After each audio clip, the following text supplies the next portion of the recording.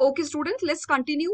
मैं अभी आपको बता रही थी नेफ्रीडिया के बारे में। तो जैसे मैंने आपको बताया कि नेफ्रीडिया जो है, जो ये सॉरी एनालिडा के अंदर प्रेजेंट है, they are used for the purpose of osmo regulation और एक्सक्रीशन के लिए।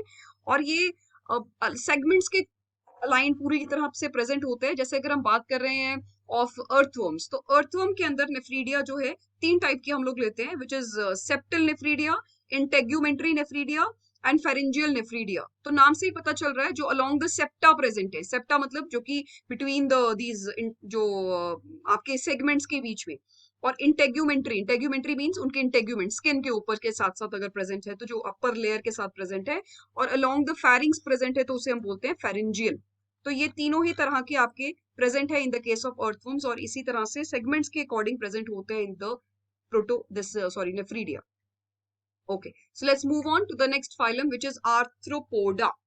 आर्थ्रोपोडा लार्जेस्ट फाइलम है एनिमल किंगडम का। सबसे ज्यादा अगर एनिमल्स किसी फाइलम में है, सबसे ज्यादा कीड़े मकोड़े जो वट एवर जो अभी आपके आसपास अगर आपको कोई भी मच्छर मक्खियां what ever you see, butterflies, grasshoppers, और इवन द अरे हाँ सच लॉकस्ट, लॉकस्ट आप लोगों ने बड़ा ही कॉमन सुना होगा आजकल, क्योंकि ये बहुत ही लोग इसके बारे में डिस्कस कर रहे हैं। तो लोकस्ट क्या है? लोकस्ट अभी आप लोगों ने देखा होगा कि कुछ कुछ झुंड के झुंड पूरे के पूरे आ रहे थे कीड़ों के, और वो पूरे के पूरे जो झुंड आ रहे थे that was locust, that was the locust insect, जो पूरे की पूरी क्रॉप को एक बार में चट कर जाते हैं। So that locust also belongs to phylum Arthropoda. तो यहाँ पर हम बात कर रहे हैं अब फाइलम आर्थ्रोपोडा की। Arthropoda includes these insects as well as the scorpions, the prawns, butterflies and mosquitoes. So all such जो अपने आसपास के जितने भी आपको पेस्ट्स या आपको दिखाई देते हैं, so they are all economically important insects भी हैं, जैसे हनी बीज है या सिल्क वर्म है, लसिफर है जो लाक इंसेक्ट जिसे कहते हैं, जिससे हमें लाक मिलता है, that is also there also arthropods. General features जो है, all arthropods have a body supported by hardened external skeleton. तो इनके अंदर एक बहुत ही हार्ड एक्सोस्केलेटन होता है। और एक्सोस्केलेटन अगर आपको याद होगा तो मैंने पहले भी बताया, the exoskeleton in case of arthropods is made up of chitin. So that's why we call they have chitinous exoskeleton made up of chitin. So they generally, the appendages of arthropods, their legs, antennae and mouth parts, they are jointed. Jointed का मतलब क्या हुआ कि अगर आप देखेंगे तो यहाँ पर आपको क्या नजर आएंगे, you will see the kinds of jointed. So because they have these jointed appendages, so they are called as the arthro. Actually जो नाम आर्थ्रोपोडा है वो आया ही यहीं से है, arthropoda. Arthro stands for jointed and poda, poda means appendages. Appendages क्या होते हैं? एक्चुअली अपेंडेजेस जो है बॉडी का वो कोई एक एक्सटर्नल पार्ट है जो कि एक मेन बॉडी एक्सेस से अराइज होता है। सो लाइक जैसे हमारी आर्म्स हैं या लेग्स हैं, ये हमारी अपेंडेजेस हैं, क्योंकि एक मेन बॉडी जो आपकी एक्सियल बॉडी है उसमें से ये अराइज हो रहे हैं। सो अपेंडेजेस जो है आर्थ्रोपोड्स के, ये जनरली क्या होते हैं, they are, I mean not generally, they are jointed, so that's why they are called as arthropods. जो internally the nerve cord runs along the lower part of the body and it is not enclosed in a protective spinal column. जिसके अंदर spinal cord वगैरह का development है वो नहीं है इनके अंदर, लेकिन nerve cord का development यहाँ पर हो रहा है। Blood is moved by the aid of a tube-like heart. अब एक tube-like heart है जो कि यहाँ पर present है। The overall body arrangement is bilaterally symmetrical. तो अब यहाँ पर आप bilateral symmetry देख सकते हैं। bilateral symmetry हम पहले भी बहुत बार डिस्कस कर चुके हैं, so we won't discuss that. Let's move on. अब आर्थ्रोपोड के बहुत इंपॉर्टेंट कैरेक्टरिस्टिक फीचर ये भी है कि the body has been divided into segments. जैसे कि एनिलिडा में कंप्लीटली सेगमेंटेड बॉडी है, तो यहाँ पर भी सेगमेंटेड बॉडी है, लेकिन सेगमेंट्स जो है वो फ्यूज हो सकते हैं। So depending upon the fusing of the segments, the body is divided into three main parts, and that is called as head, thorax, and abdomen. So head part is the obviously the front, जो आगे वाला part रहेगा वो head part रहेगा, उसके पीछे रहेगा thorax. अब कुछ एनिमल्स, कुछ आर्थ्रोपोड्स हैं जिनमें थॉरिक्स को भी आगे डिवाइड किया जाता है, जैसे प्रोथॉरिक्स, मीजोथॉरिक्स, इस तरह से उसको आगे डिवाइड किया जाएगा। और एब्डोमेन जो पीछे वाला पार्ट रहेगा that will be called as abdomen. जैसे अब यहाँ क्रेफिश में देखिए, this is the cephalothorix that they have marked and here they have marked the abdomen, और आगे वाला जो पार्ट रहेगा वो क्या रहेगा, that will be mouth. तो अब थॉरिक्स जो है मिडिल बॉडी पार्ट है, जबकि हेड जो है उसमें माउथ पार्ट्स रहते हैं, आईज रहती हैं और एंटीने होते हैं। एंटीने इनके क्या है, they are the part this body with the help of which they are sensing the environment. तो एक तरह के इनके सेंस ऑर्गन है, जिससे कि आप लोगों ने देखा होगा, कॉकरोच को देखा होगा तो उसके आगे वो धागे जैसे दो नजर आते हैं, जिसके हेल्प से वो इधर उधर उसको घुमा घुमा कर and keeps on checking the environment. So वो एक्चुअली क्या है, उसके एंटीने हैं. अब एब्डोमेन जो है पोस्टीरियर पार्ट है और इसके अंदर लेग्स प्रेजेंट होती हैं और डाइजेस्टिव स्ट्रक्चर्स होते हैं, रिप्रोडक्टिव ऑर्गन्स जो है वो सब के सब यहाँ पर आपको दिस पार्ट एब्डोमेन के अंदर प्रेजेंट रहते हैं.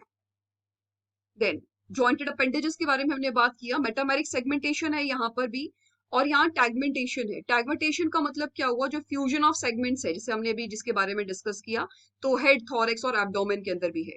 ओपन सर्कुलेटरी सिस्टम है, very important character of the phylum arthropoda. Open circulatory system, फिर से यहाँ पर अब आपके पास सर्कुलेटरी सिस्टम का डेवलपमेंट है, लेकिन ओपन है. ओपन का मतलब again which does not contain blood vessels. तो blood कहाँ flow कर रहा है? Blood is flowing directly in the cavity. Blood filled cavity है पूरी की पूरी, जिसके अंदर पूरा उनका blood flow कर रहा है, which is called hemocoel. अब ये जो हीमोसील है, अभी इसका तो बड़ा अच्छा एग्जांपल है. कभी कॉकरोच पे पैर आया होगा तो उसको ब्लीडिंग नहीं होती है, सीधा सामान निकल के बाहर आ जाता है सब कुछ. वो क्यों हो रहा है? क्योंकि ब्लड कोई वेसल्स में नहीं है कि वो ब्लीडिंग करेगा, कि वो कहीं से कट लग गया तो थोड़ा थोड़ा थोड़ा थोड़ा खून निकल रहा है.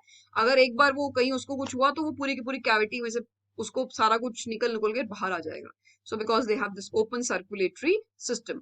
वेंट्रल नर्व कॉर्ड है, कंपाउंड आइज है. अच्छा, अभी कंपाउंड आइज का बड़ा एक अच्छा चक्कर है. कंपाउंड आइज का मतलब क्या होता है? कंपाउंड आइज का मतलब होता है जिसमें कुछ ओमिटीडिया प्रेजेंट होते हैं. तो ये क्या कर रहे हैं, ये ना एक मोज़ैक विजन क्रिएट करते हैं. मोज़ैक विजन का मतलब क्या हुआ कि जो आपके जो आईज है उससे जो विजन उनका क्रिएट होगा, जो आर्थ्रोपोड्स हैं, वो प्रॉपर नहीं होगा, बल्कि बहुत सारे क्रिएट हो जाएंगे, इमेजेस क्रिएट हो जाएंगे, मल्टीपल इमेजेस क्रिएट हो जाएंगे. अब क्योंकि वहां पर वो मल्टीपल इमेजेस क्रिएट हो जाएंगे तो उससे क्या होगा कि the insect will actually not be able to see it properly. लेकिन हाँ, बस उसके अंदर कुछ कुछ विजन उसको होगा, लेकिन एक प्रॉपर्ली आईज का डेवलपमेंट नहीं है अभी भी यहाँ पर. तो ये जो कंपाउंड आईज है इसकी, ये कंपाउंड आईज प्रॉपर विजन में तो नहीं हेल्प कर रही हैं, लेकिन हाँ जो ओमिटीडिया, जैसे हमने बोला कि मतलब लगभग 2000, एक मतलब कॉकरोच की बात करूं मैं तो लगभग 2000 हेक्सागोनल ओमिटीडिया यहाँ पर प्रेजेंट होते हैं और बहुत सारी इमेजेस जिसकी वजह से आ जाती हैं, लेकिन रेजोल्यूशन नहीं होता है. तो वो दो चीजों को डिफरेंशिएट नहीं कर पाते हैं, इसीलिए हम कहते हैं कि इनकी जो विजन है वो कैसी है, नॉक्टर्नल विजन है. नॉक्टर्नल का मतलब क्या हुआ यहाँ पर कि रात को सो दैट्स व्हाई आपने देखा होगा कॉकरोच वगैरह जो होते हैं वो रात को एक्टिव रहते हैं, रात को बाहर निकलते हैं. So that's the about compound eyes के बारे में डिस्कस कर रहे थे हम. बायलेटरल सिमेट्री आपको पता है, एक्सोस्केलेटन हमने डिस्कस किया, it is made up of the chitin.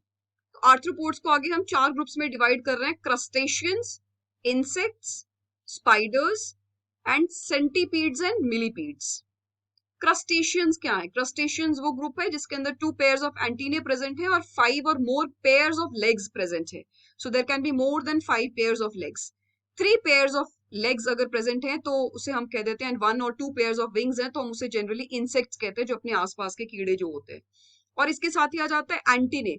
4 pairs of legs present है और एंटीने नहीं है, जैसे कि spiders. So this is one group.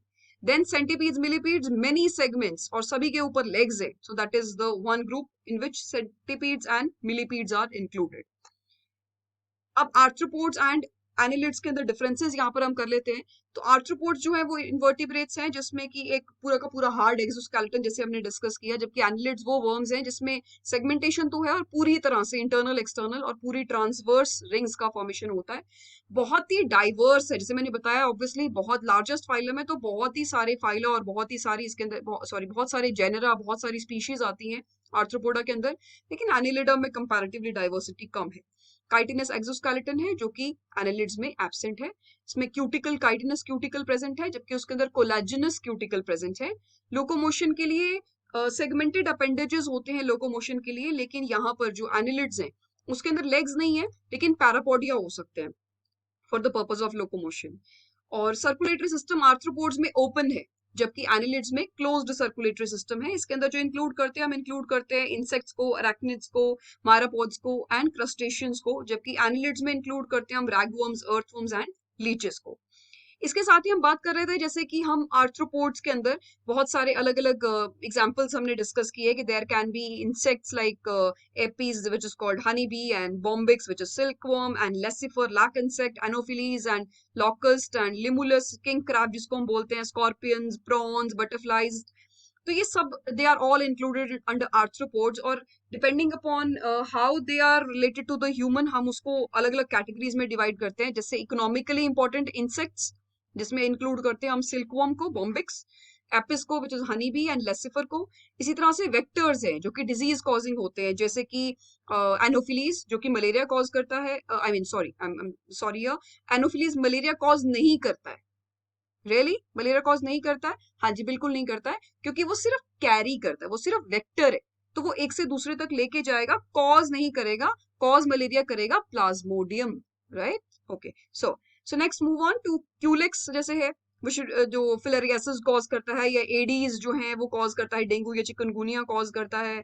और हमने अभी पढ़ा था जो झुंड में आते हैं, लोकस्ट की जैसे हम बात कर रहे थे, तो ग्रिगेरियस पेस्ट कहते हैं उसको। तो ग्रिगेरियस जो कि झुंड में आते हैं और तबाही मचा के जाते हैं, they are called as gregarious pest. And living fossil जो कि है लिमुलिस, जिसके फॉसिल्स भी मतलब they are so old that we have found the fossils also, which is king crab. That's all for today, students. Thank you so much. Keep sending me your queries. God bless you all. Thank you.